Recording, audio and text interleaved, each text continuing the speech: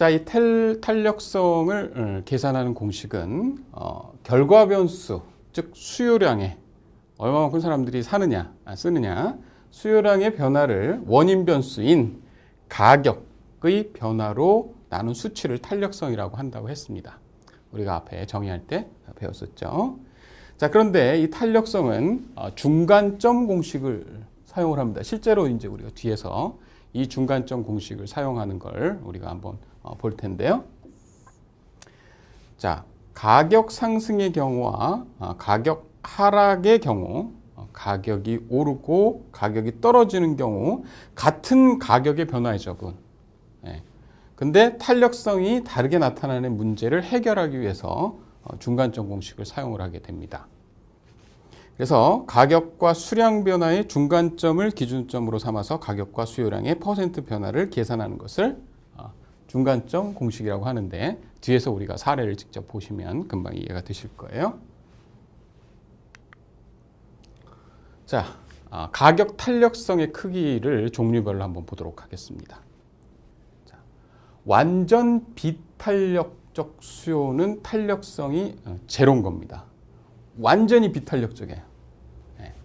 자, 즉 수요량이 사는 게, 구입하는 것이 가격 변동에 전혀 반응하지 않는 경우를 우리가 이제 완전 비탄력 수요라고 하고, 탄력성이 제로인 거죠. 자, 우리가 그러면 이런 완전 비탄력적 수요의 예를 어떤 걸 들 수가 있을까요?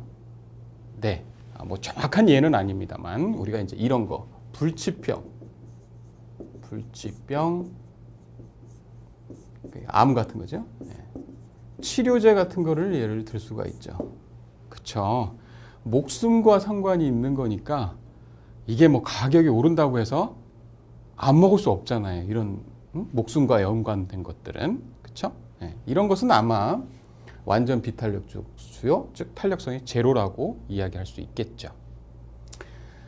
다음에 비탄력적 수요는 탄력성이 1보다 작은 경우입니다. 그야말로 비탄력적인 거죠. 완전 비탄력적인 건 아니지만, 자, 수요량이 가격 변동에 그다지 민감하지 못한 수요입니다. 그래서 뭐 대표적으로 드는 게 뭐 이제 쌀 같은 거예요. 생필품. 꼭 우리가 써야 되고 먹어야 되는 것들, 이런 것들이죠. 다음은 단위 탄력적 수요입니다. 그야말로 그래서 탄력성이 1이에요. 가격이 변동하는 만큼 그대로 그만큼의 수요량의 변동률이 같은 경우가 바로 단위 탄력적 수요입니다. 그래서 분모 분자가 같으니까 1이 되는 거죠. 다음에 탄력적 수요는 그야말로 탄력성이 1보다 큰 겁니다. 즉 수요량이 가격 변동에 민감하게 반응하는 경우죠. 사치품입니다. 실제로 뭐 명품 가방이라든지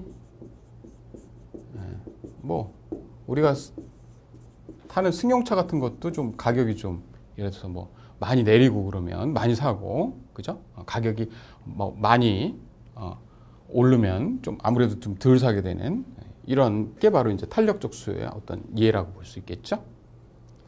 그 다음에 완전 탄력적 수요입니다. 이거는 탄력성이 그야말로 무한대예요.